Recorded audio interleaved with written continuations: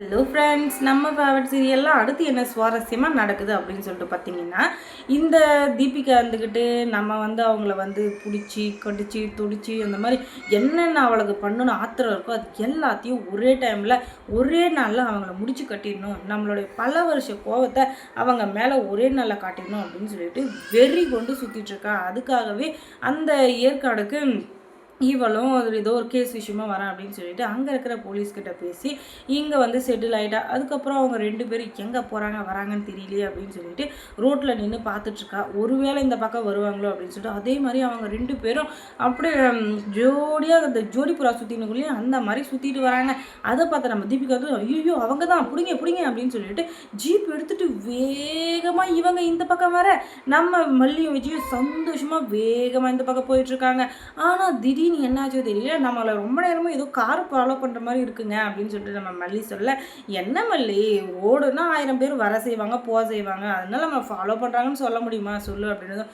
இல்லைங்க நானும் ரொம்ப நேரமாக பார்த்துட்ருக்கேன், நம்ம பின்னாடியே வந்துட்டுருக்குங்க அப்படின்னு சொல்ல, சரி இரு பார்க்குறான் அப்படின்னு சொல்லிட்டு கொஞ்சம் திரும்பி பார்க்குறாரு. அப்போ தான் தெரியுது வேற யாரும் இல்லை, அந்த தீபிகா தான்.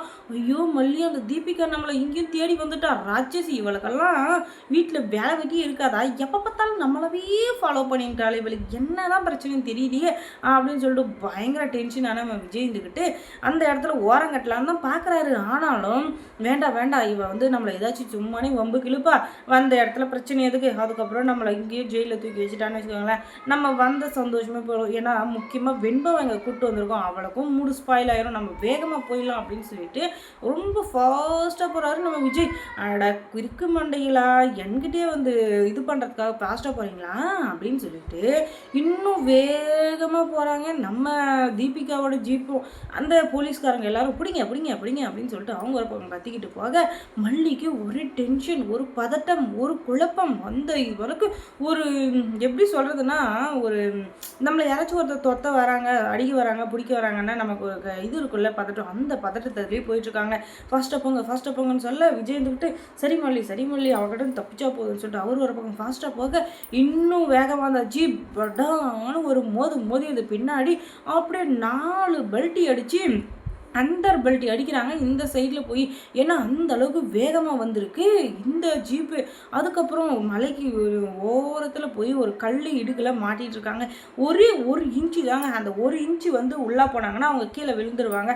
அந்த அளவுக்கு விளிம்பில் மாட்டின்னுக்கிறாங்க. அந்த நேரத்துக்கு அந்த இடத்துக்கு வந்த தீபிகா இருந்துக்கிட்டு, என்ன மல்லி, என்னுடைய பல நாள் ஆசை தீந்துருச்சுடி, இதுக்கெல்லாம் காரணமே நீ தான், எனக்கு விஜயை பழி வாங்கணும், விஜயை கொல்லணும் அப்படின்னு எந்த ஒரு எய்மும் இல்லை, ஆனால் என்னுடைய முதல் எதிரி நீ தான். நீ சாவறதுக்கு முன்னாடி எதுக்காக சாவறோன்றது தெரிஞ்சுக்கணும் இல்லையா, அதுக்காக தான் நான் இப்படி பண்ணேன். ஏன்னா ஒவ்வொருத்தரும் நம்ம ஏன் சாகிறோன்றது தெரியாமையே செத்து போயிடுறாங்க.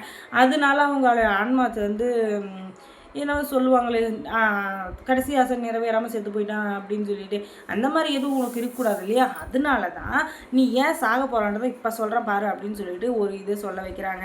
அது என்ன அப்படின்னு சொல்லிட்டு பார்த்தீங்கன்னா, மல்லியும் அவன் கூட வேலை செஞ்ச ஒருத்தனும் ரொம்ப நாளாக ஒரே ஸ்கூலில் வேலை பார்த்துட்டு இருந்திருக்காங்க. அவன் ஏதோ சின்ன ஒரு தப்பான வேலை செஞ்சதுனால அவனை போலீஸில் மாட்ட வச்சு, அதில் அவனுக்கு சம்மந்தமே இல்லை கஞ்சாக்கார கேஸில் அவனை மாட்டி விட்டு கடைசியில் அவன் அவமானம் தாங்க முடியாமல் தூக்கு போட்டு சேர்த்துடுறான். இது எல்லாத்துக்கும் காரணம் நீ தான். ஆனால் அன்னைக்கு நீ அவனை தீர விசாரிச்சிருந்தீங்கன்னா எல்லாமே புரிஞ்சிருக்கும். அவன் உங்ககிட்ட ஒரு விஷயம் சொல்லணும் அப்படின்னு சொல்லிட்டு உங்ககிட்ட பேசினான், ஆனால் நீ அதை கேட்கறதுக்கு தயாராகவே இல்லை. ஆனால் ஏதோ நீ தான் பெரிய யோக்கிய சிக்காமணி மாதிரி அவனை போலீஸில் மாட்ட விட்டு அவனை அசிங்கப்படுத்தி அவமானப்படுத்தி வெக்கப்படுத்தி வேதனைப்படுத்தி அவனை எந்த அளவுக்கு கஷ்டப்படுத்த முடியுமோ எல்லாத்தையும் பண்ணி அவனை சாவடிச்சிட்ட. அந்த சாவில் முழு காரணமே நீ மட்டும்தான், உன்னால் மட்டும்தான் அவன் இறந்தான். அந்த இறந்து போனானே சுரேஷ், அவன் வேற யாரும் இல்லை, என்னுடைய காதலன் தான்.